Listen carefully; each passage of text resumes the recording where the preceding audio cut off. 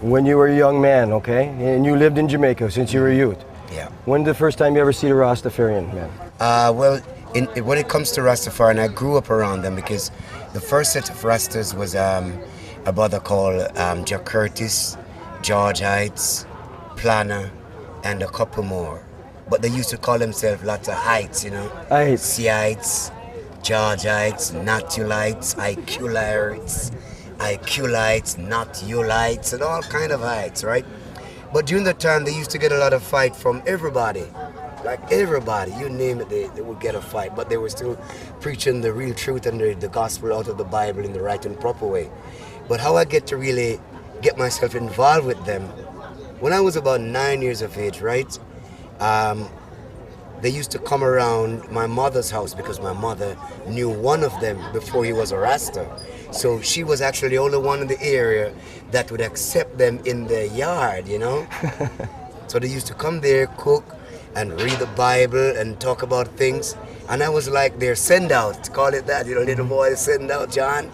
So anything they want, I would go and get it, you know, because they didn't like to go on the street because people would start to call them Blackheart Man and jeer them and stuff like that. Was this your first visit to Montreal? No, man, I've been coming to Montreal for years. Years? But it's been a long time now.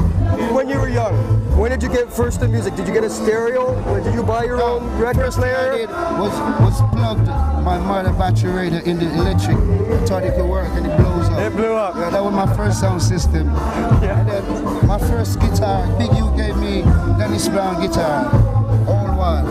That was my first instrument.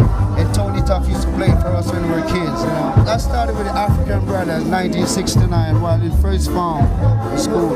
The name dancehall only came up because this music couldn't be played on the radio. So we had to go to King Tubby's to hear them. So we call it dancehall style because it wasn't radio play. Now, there is no real dancehall. This is radio commercial music. More dancehall for dancing, but not dancehall in the terms of how we knew it from Burning Spear was dancehall. So I'd like to thank you for coming out, you know, for the Montreal International Reggae The Festival. crowd was so fantastic, you know. It was, and you were just Thank checking you out for there. having me here. It's been so wonderful, and as I said, roots, peace and love to all the brethren out there. No, Respect. Lincoln Sugar Mine at Black Roots Youth Promotion. We're still going strong, you know. One love.